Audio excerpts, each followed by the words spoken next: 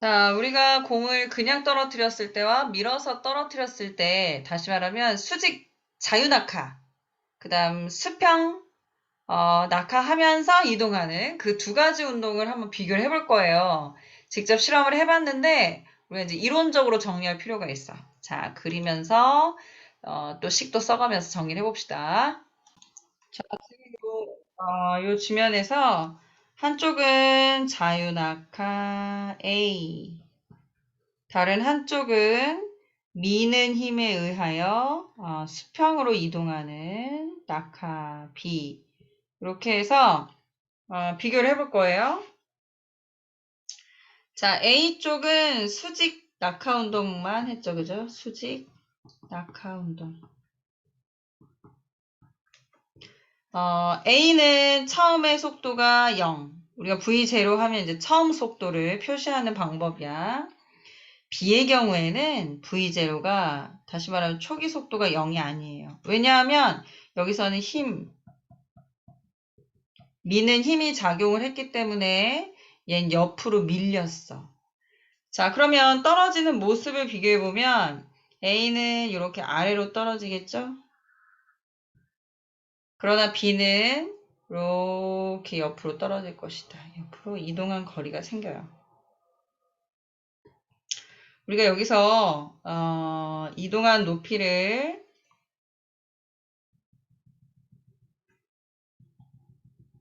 떨어진 높이겠지? 자, h라고 하면 h의 높이는 지금 같아요. 그죠? 자, b가 조금 애매한데 여기부터 이렇게 떨어진 거리를 s라고 해볼게요. s. 그럼 이 h랑 s는 사실 시간 그리고 속도만 알면 구할 수 있거든요. 우리가 그 구하는 방법까지 한번 생각을 해봅시다. 자, 수직낙하 운동을 먼저 얘기하면 이 운동은 어떤 힘에 의해서 일어나는 운동이다. 그치? 다 알고 있지? 중력. 물체와 지구가 서로 잡아당기는 힘 때문이지. 자, 그러면 이 중력에 의해 떨어지면 떨어질수록 시간이 지날수록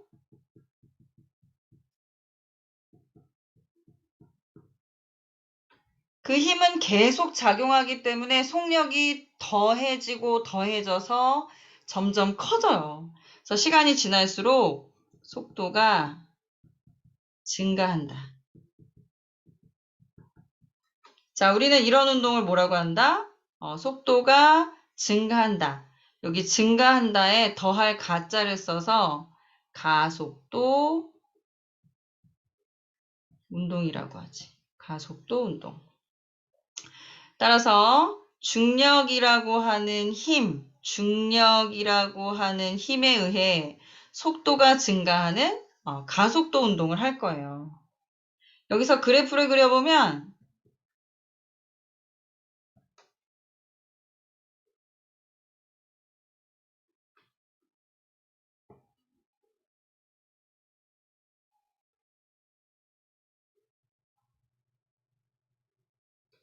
자, 그래프를 그려보면 시간이 지남에 따라 자, 뭐뭐함에 따라 이걸 X축에다 나타내는 거야.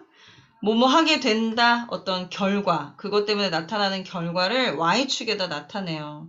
그래서 X축에서 뭐뭐하면 Y축의 변화가 나타난다. 이런 식으로 그래프에 표현할 수 있거든요. 자, 시간이 지날수록 속도가 증가해. 자, 얼마씩 증가하냐면 1초에 9.8씩. 1초에 9.8씩 증가해.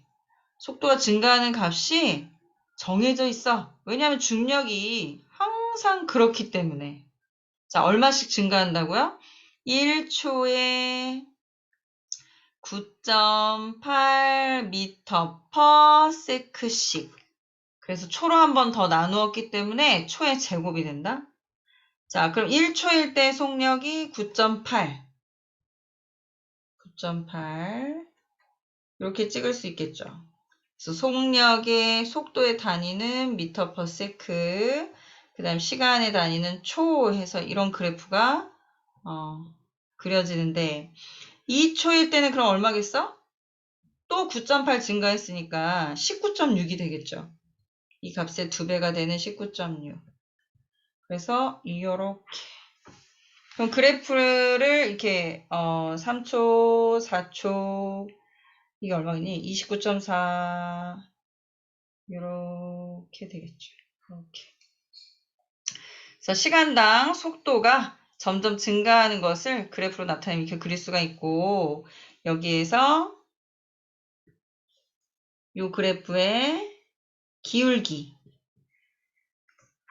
시간에 따른 속도의 변화량 시간에 따른 속도의 변화량 델타 t 분의 델타 v 해가지고 시간에 따른 속도의 변화량을 우리가 다른 말로 그렇지 가속도라고 하는 가속도 A가 가속도 그래서 그래프의 기울기로 가속도를 구할 수 있고 또 하나는 이동거리를 구할 수 있는데 그거는 옆에 수평 방향의 운동 다 설명한 다음에 비교해서 나타낼게요. 자, 그럼 이번에는 B는 수직 낙하 운동을 하는데 그것은 A와 똑같다. A와 동일한 수직 낙하 운동을 하고 그래서 수직 방향으로는 중력에 의해서 떨어진다는 얘기지. 자, 플러스 수평 방향으로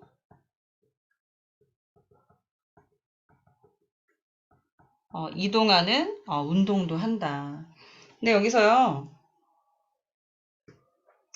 요 미는 힘이 작용했다 그랬지? 이 미는 힘이라고 하는 것은 이 B라는 공이 떨어질 때까지 계속 작용하는 힘이 아니에요. 자, 중력은 떨어지는 내내 만유 인력에 의해서 계속 잡아당겨진단 말이야. 그러니까 힘이 계속해서 가해지기 때문에 속도가 증가하는 거야.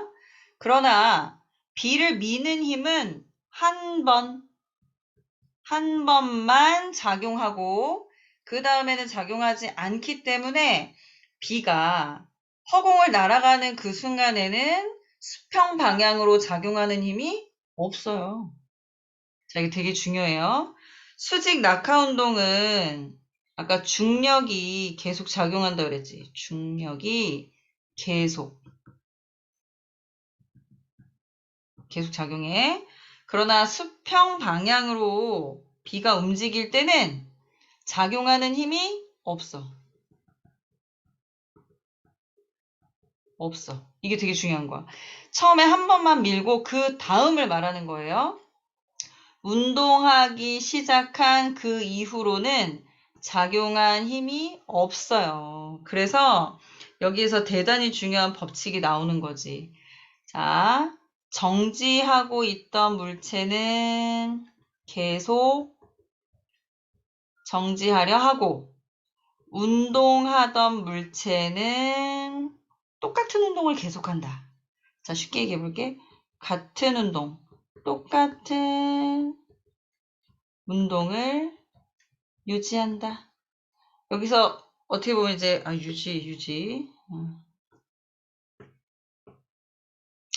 유지한다. 계속이라는 말과 똑같죠. 유지한다. 우리가 자기의 운동 상태를 변화시키지 않고 그 모습 그대로를 유지하려는 그 성질을 뭐라고 했다? 두 글자로? 그렇지. 관성. 이게 바로 관성의 법칙이에요. 이 관성은 뉴턴의 제1법칙이죠. 자, 관성의 법칙이 뉴턴의 제1법칙. 아까 법칙 얘기는 안 했지만 요 가속도의 법칙은 뉴턴의 제2법칙. 그렇죠. 네, 가속도의 법칙이에요. 그래서 이 가속도의 법칙과 관성의 법칙을 이 실험 하나에서 이 두 가지를 비교해 볼 수가 있단 말이야. 두 가지를 비교해 볼 수가 있어. 자, 계속 설명할게요. 그러면 수평 방향으로는 작용하는 힘이 없기 때문에 똑같은 운동을 유지한다. 이게 똑같은 운동이라는 게 뭐냐면 변함없는 두 가지가 있어. 뭐가 변하지 않았을까? 자, 똑같은 운동이다.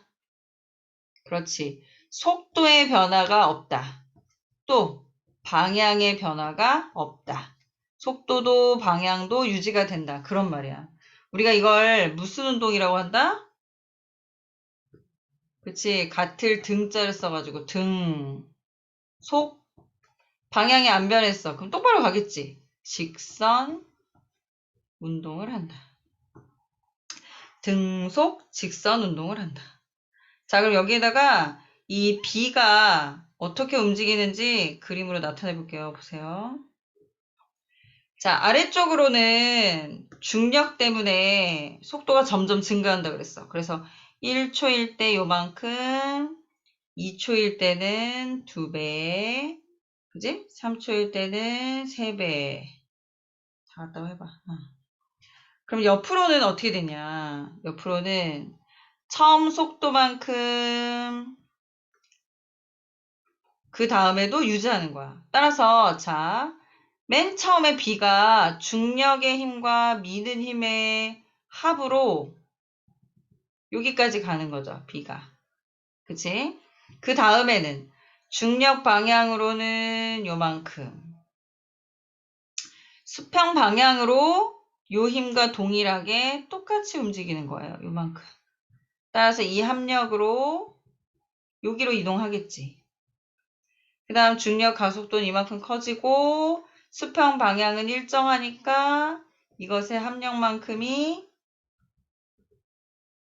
이렇게 합력만큼이 돼가지고 여기 온 거예요.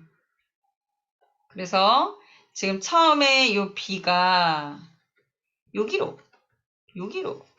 이렇게 떨어진 거죠. 자, 이걸 그래프로 한번 나타내 보면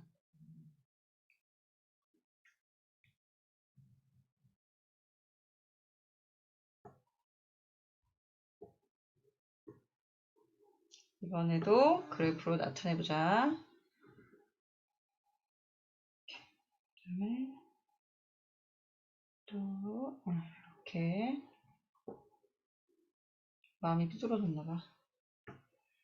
자, 이렇게 하면은 여기에 속도 이쪽에 x축의 시간. 자, 시간이 지남에 따라 지금 수평 방향의 운동은 속도가 유지된다 그랬죠. 그럼 속도의 변함이 없다는 얘기지. 없다. 만약에 10m/s로 밀어줬다. 그럼 10m/s가 유지가 되는 거야. 응? 그지? 여기 10으로 밀어줬다면 속력의 10 값이 변함이 없을 것이다. 그래서 이걸 그래프로 나타내면 1초일 때도 10, 2초일 때도 10, 3초일 때도 10, 그럼 10, 10, 10 이렇게 되겠죠. 이렇게 속력이 변함이 없다. 자, 그럼 아까 이동거리 H랑 S를 구하는 게 굉장히 중요한 개념이거든. 여기 높이 H. 얘는 H만큼 떨어지기도 했고 S만큼 날아가기도 했잖아. 그치? 이 두 가지를 구하는 공식을 알려줄게요. 여러분 꼭 기억하세요. 일단 이동거리는 속력 곱하기 시간으로 나타낼 수가 있어요. 속력 곱하기 시간. 따라서 지금 여기 등속 운동에서 시간 곱하기 속도. 다시 말하면 이 넓이가 되겠지. 시간 곱하기 속도. 자, 요게 시간 곱하기 속도. 자, 이게 넓이가 되고 곧 이게 이동 거리가 되는 거야. 이동 거리. 자, 여기에 해당되는 넓이가 이동 거리. 다시 말하면 수평 방향으로의 이동 거리 S. S만큼의 거리를 구할 수가 있어요. 만약에 10m/s로 밀어주고 3초 동안 이동했다. 그러면 그렇지. 30m 이동하는 거지. 30m. 이거 꼭 기억해라. 자, 그런데 등가속도 운동은 이동거리를 계산하는 식이 조금 달라. 자, 봐봐. 속력 곱하기 시간으로 구하기는 구해. 그런데 도형의 넓이를 보니까 사각형이 아니라 삼각형이죠. 따라서 넓이가 이동거리는 맞아요. 이동거리야. 여기서 이동거리는 h가 되겠죠. h. 자, 이 h는 삼각형이기 때문에 시간 곱하기 속도의 변화값 중에 요때 속도값, 요때. 지금 떨어졌을 때의 이거 뭐야? 나중 속도가 되겠지, 나중 속도. 속도가 처음에는 0이었는데, 떨어질 때의 속도는 얼마일까? 자, 떨어질 때. 지면에 닿는 순간. 마지막 속도는 얼마가 될까요? 중력 가속도가 1초마다 9.8씩 증가하는 거니까 시간에다가 중력 가속도 값을 곱해주면 그 시간 동안 증가한 속도 값이 나오겠지.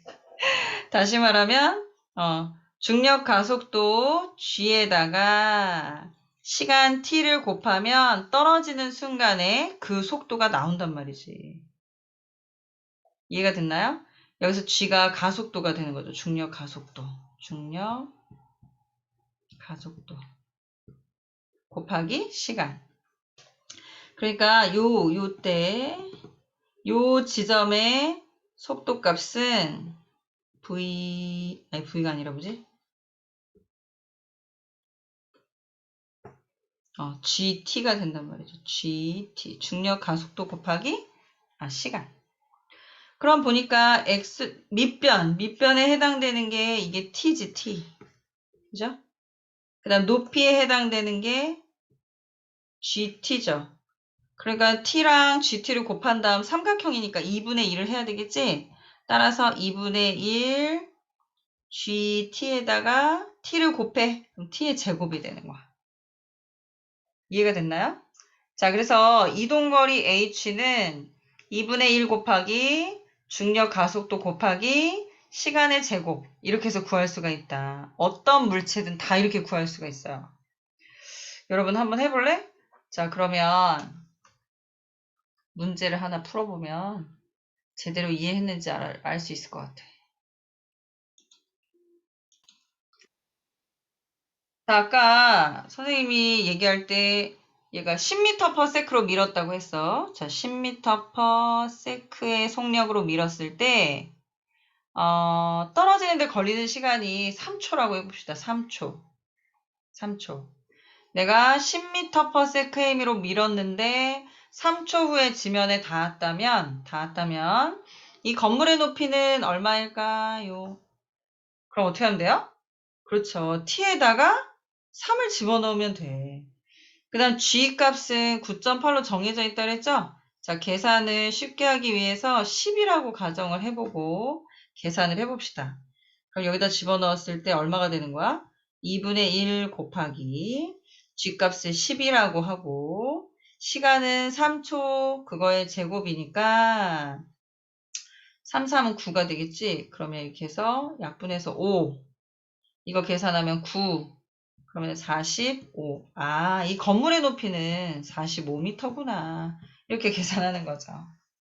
그래서 이 관성의 법칙과 가속도의 법칙 두 가지를 다 확인할 수 있는 그런 실험이었어요. 반드시 이 그래프 그려놓고 이동 거리, 여기서 높이 계산하는 것도 한번 연습을 해보세요.